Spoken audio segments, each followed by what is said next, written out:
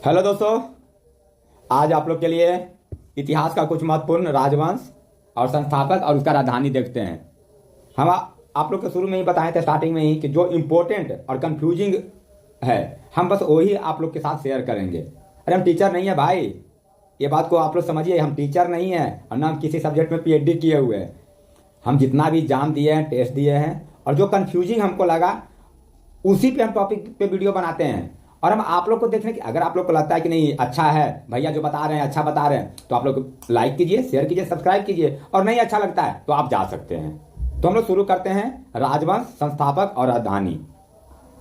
ठीक है, इसको 2-3 बार आप लोग देखिएगा, याद हो जाएगा। इसके डिटेल में आप लोग जरूर पढ़े होंगे।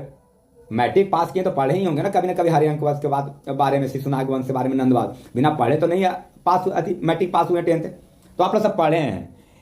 इसको आप 2-3 बार सुन लीजिएगा, 2-3 के स्पीड में आप लोग को याद हो जाएगा। और देखिए ये बहुत इंपॉर्टेंट है। ये चीज आप लोग को मजाक लग रहा होगा, अभी आने वाला एनटीपीसी का एग्जाम हो, ग्रुप डी का एग्जाम हो, दोनों में से किसी भी एग्जाम में जरूर इस टॉपिक से मिलेगा क्वेश्चन।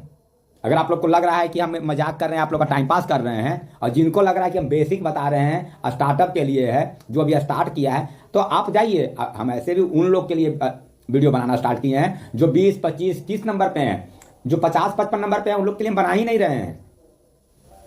ये टॉपिक बहुत इंपॉर्टेंट है। जो भी ग्रुप डी और एनटीपीसी वाले हैं, आप लोग पढ़ लीजिएगा इसको, और 2-3 बार आप लोग इसको सुनिएगा, याद हो जाएगा। शुरू करते हैं हरिवंश वंश। हरिवंश वंश का संस्थापक कौन था? हरिवंश वंश का संस्थापक कौन था? बिंबिसार। कौन था? बिंबिसार। बिंदुसार नहीं था। बिंदुसार जो है कौन सा वंश में है? आप लोग बताइएगा कि बिंदुसार कौन सा वंश में है। ठीक, हरिवंश वंश का संस्थापक बिंबिसार, और इसका राजधानी राजगिरी, जो आज का डेट में क्या है? राजगीर। आज का डेट में क्या है? राजगीर। इसी को राजगीर भी बोलते हैं, नाम चेंज हो गया राजगीर। चलिए अब आगे बढ़ते हैं तो देखते हैं शिशुनाग वंश। क्या? शिशुनाग वंश। इसका संस्थापक कौन था? शिशुनाग। कौन था संस्थापक? शिशुनाग। इसका राजधानी कहाँ है? वैशाली। इसका कहाँ है? वैशाली। एक बात और आप लोग बताते हैं, जितना भी बिहार वाला है ये सब अति महत्वपूर्ण है आने वाला कौन सा एग्जाम के लिए? बिहार एसएससी एग्जाम के लिए। देख भाई, तोनी के बता भी पढ़ ले, तोनी के मजाक लगी इतना हुआ अभी। आके तुम लोग पढ़ लो मेरा वीडियो से, बिहार एसएससी में भी फायदा करेगा यार, जरूर 1-2 नंबर बढ़ जाएगा। और हम ज्यादा तुम लोग का टाइम भी नहीं ले रहे हैं, हम बहुत कोचिंग, बड़का कोचिंग वाला नहीं है कि 2 घंटा 3 घंटा 1 घंटा क्लास ला रहे हैं। जो इंपॉर्टेंट है 10, 15, 20 मिनट में हार्डली हम आप लोग के साथ रख देते हैं। और डबल 2 के स्पीड में, 1.5 के स्पीड में सुनिएगा, 2-3 बार आपको याद हो जाएगा। तो बिहार वाला जितना भी है बहुत इंपॉर्टेंट है बिहार एसएससी के लिए, तो ये बात आप लोग ध्यान रखिएगा। चलिए आगे बढ़ते हैं तो देखते हैं नंदवंश। नंदवंश का संस्थापक महापद्मानंद। नंदवंश का संस्थापक महापद्मानंद, और इसका राजधानी पाटलिपुत्र, जो आज का डेट में क्या है? इसका नाम पटना। ठीक है, आगे बढ़ते हैं। आगे बढ़ते तो देखते हैं मौर्य वंश। मौर्य वंश का संस्थापक चंद्रगुप्त। मौर्य वंश का संस्थापक चंद्रगुप्त। राजधानी पाटलिपुत्र। राजधानी कहाँ है? राजधानी बताइए, पाटलिपुत्र। शुंग वंश। शुंग वंश का संस्थापक पुष्यमित्र शुंग। शुंग वंश का संस्थापक पुष्यमित्र शुंग, और इसका राजधानी कहाँ है? पाटलिपुत्र। इसका राजधानी कहाँ है? पाटलिपुत्र। चलिए आगे बढ़ते हैं, देखते हैं कनव वंश। कनव वंश का संस्थापक कौन था? वासुदेव, और इसका राजधानी पाटलिपुत्र। तो पाटलिपुत्र 4 वंश का क्या है राजधानी? कौन कौन? नंदवंश, मौर्य वंश, शुंग वंश, और कौन सा? कनव वंश। चलिए अब आगे चलते तो देखते हैं सातवाहन वंश। सातवाहन वंश का कौन सा संस्थापक? सिमुक। कौन था? सिमुक, और इसका राजधानी प्रतिष्ठान। इसका राजधानी कहाँ है? प्रतिष्ठान। चलिए अब आगे देखते हैं तो कुषाण वंश। आगे देखते हैं तो क्या है? कुषाण वंश। कुषाण वंश का संस्थापक कुजल कटपिसेस। कुषाण वंश का संस्थापक कौन है? कुजल कटपिसेस, और इसका राजधानी कहाँ था? कहाँ है? पुरुषपुर। इसका राजधानी कहाँ है? पुरुषपुर। चलिए अब आगे चलते देखते हैं गुप्त वंश। गुप्त वंश का कौन है संस्थापक? श्रीगुप्त। गुप्त वंश का संस्थापक कौन है? श्रीगुप्त, और इसका राजधानी पाटलिपुत्र। इससे पहले पाटलिपुत्र का आप लोग को 4 को बताए थे, मेरे साथ बोलते चलिएगा, याद हो जाएगा। आप लोग को स्पेशल अगर मन है तो नोट्स बनाइए कि भैया जो बता रहे हैं इंपॉर्टेंट बना रहे हैं, नोट्स बना ले रहे हैं, इससे आपको एग्जाम टाइम में फायदा होगा। अगर नहीं मन है नोट्स बनाने का तो मेरे साथ देखते चलिए और बोलते चलिए, आप लोग याद हो जाएगा। पाटलिपुत्र में आप लोग को क्या क्या बताएं? 5 गो। अभी कौन बताएं? गुप्त वंश। इससे पहले क्या बताए थे? नंद वंश। और क्या बताए थे? मौर्य वंश। और क्या बताए थे? शुंग वंश। और क्या बताए थे? कनव वंश। क्या बताए थे? कनव वंश। कनव वंश का कौन था संस्थापक? वासुदेव।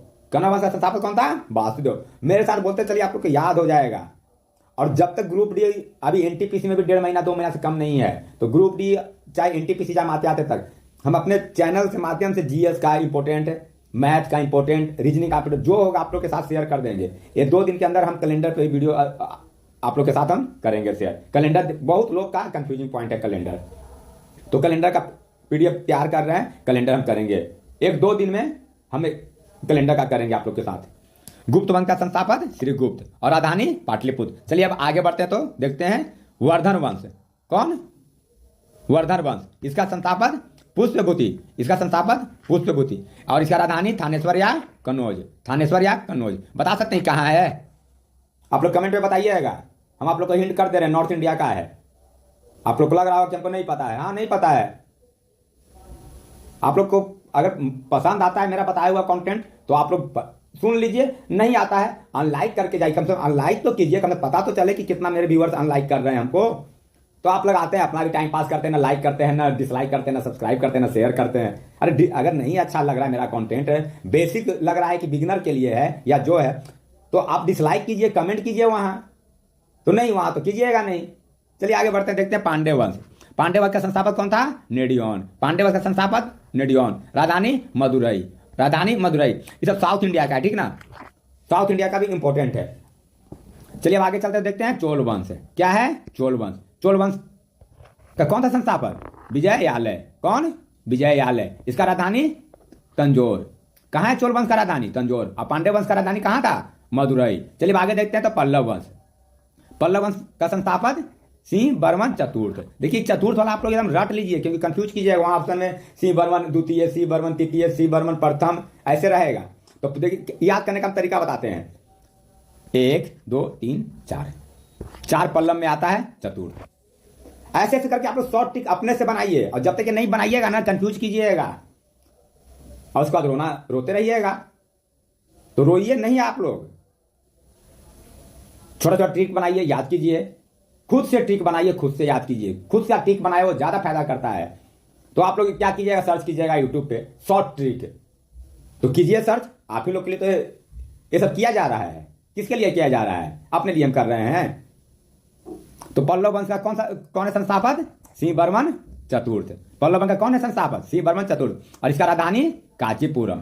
इसका राजधानी कहाँ है? कांचीपुरम। चलिए अब आगे देखते हैं, तो क्या है? राष्ट्रकूट। क्या है? राष्ट्रकूट। राष्ट्रकूट का संस्थापक कौन था? दंती दुर्ग। कौन था? दंती दुर्ग। और इसका राजधानी कहाँ था? मान्यखेता। यहाँ पे थोड़ा मिसप्रिंट हो गया है, मान्यखेता। मान्यखेता ठीक है, मिसप्रिंट है तो क्या ही है, वहां आपको थोड़ी हिंदी का ही जान दे रहे हैं कि आपका अति होगा। ऑप्शन मिला, मारे आगे बढ़े। राष्ट्रकूट दंती दर्द। ऑप्शन राजधानी कहाँ है इसका? मान्यखे। चलिए अब लास्ट देखते हैं, जो एक और बिहार का इंपॉर्टेंट है। अरे पाल वंश कब का है? आप लोग बता सकते हैं? आप लोग कमेंट में कीजिएगा कि पाल वंश कब का है। पाल वंश का संस्थापक कौन था? गोपाल। पाल वंश का संस्थापक कौन था? गोपाल। और इसका राजधानी कहाँ था? मुंगेर। इसका राजधानी कहाँ था? मुंगेर।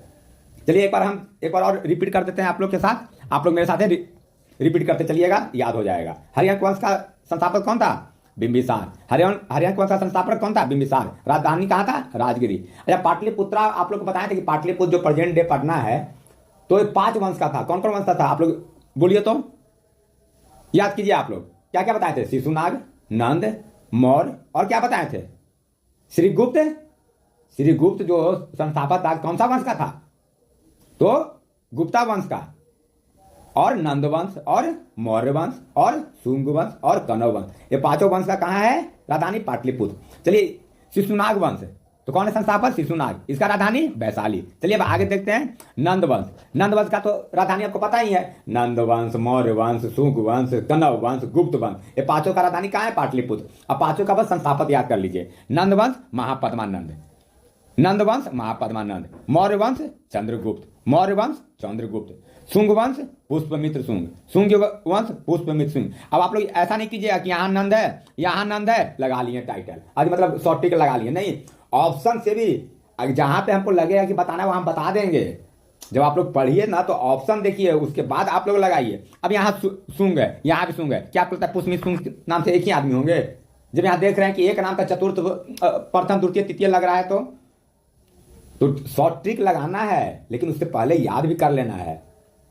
नहीं तो पता चला कि एग्जाम में सब बना के आए ठीक से, उसके बाद सब गलती हो गया। भैया आप ही ना बोले थे कि शॉर्टकट बना के आना है भैया, तो ऐसे कैसे चलेगा भैया? हर चीज में आप ट्रिक लगा दे रहे हैं भैया। ट्रिक भी देख के लगाइएगा ना सर, कि आंख बंद करके एक ही ट्रिक अप्लाई कर दीजिएगा हर जगह। एक तराजू में सबको तोलिएगा नहीं ना।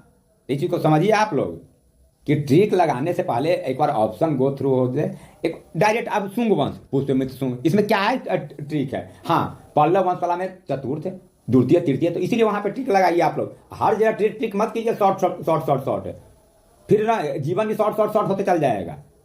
चलिए आगे चलते हैं। तो शुंग वंश पुष्यमित्र शुंग, कनव वंश वासुदेव इंपॉर्टेंट है। चलिए आगे चलते तो देखते हैं सातवाहन का कौन था संस्थापक? सिमुक। कौन सा संस्थापक? सिमुक। और इसका राजधानी प्रतिष्ठान। चलिए आगे देखते हैं। तो कुषाण वंश का कौन है संस्थापक? कुजल कटपिसेर। कुषाण वंश का कौन है संस्थापक? कुजल कटपिसेर। और इसका राजधानी कहाँ है? पुरुषपुर। इसका कहाँ है राजधानी? पुरुषपुर। चलिए अब आगे चलते हैं, देखते हैं गुप्त वंश को बता ही दी आप लोग को, श्रीगुप्त और पाटलिपुत्र। वर्धन वंश कहाँ है? वर्धन वंश का कौन था संस्थापक? पुष्यभूति। वर्धन वंश का संस्थापक कौन था? पुष्यभूति। और इसका राजधानी थानेसर या कनौज। आप लोग से पूछे थे ना कि बताइएगा कौन सा राज्य में है, नॉर्थ इंडिया से बताइएगा आप लोग। पांड्य वंश नेडियन। इसका राजधानी मदुरई।